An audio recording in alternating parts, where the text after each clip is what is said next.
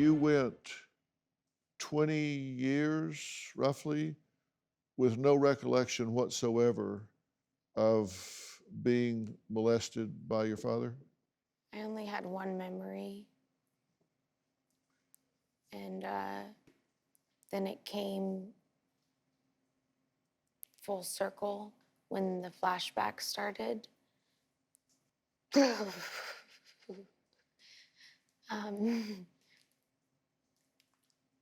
Yeah. So you did remember it?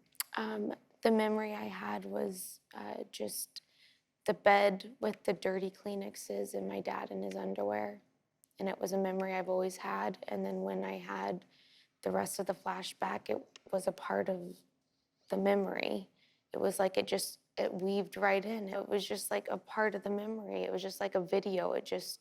And when did you have this memory, the first memory, the one you said you had? October 2017. Well, no, Oh, the first one I've always remembered since a little girl.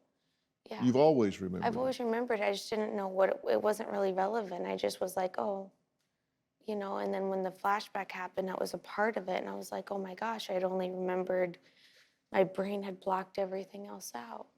So you did have some memory, you just weren't ever bothered by it? Right, because it wasn't abusive. It was just the memory of my dad in his underwear and the bed and Kleenexes in there.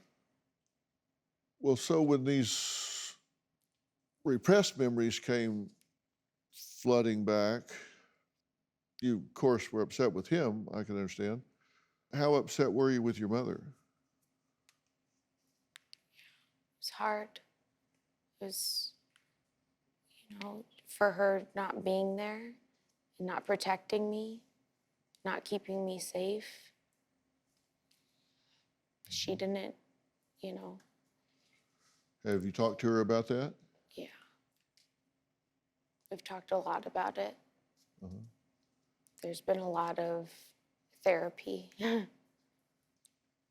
what did you say about that? I told her I did the best I could because I couldn't always be around her. So you accepted the validity of what she was saying on its face? Yeah, I did. Just only, I accepted it because at the time, I was caught off guard, of course, and I'm like, okay, we need to figure this out. These memories are real for me, and if they're not real, where do I go? I'm crazy then. Like, I don't, like, why would I just have these memories? Like, why? Why would they just come? Why would I even make this up?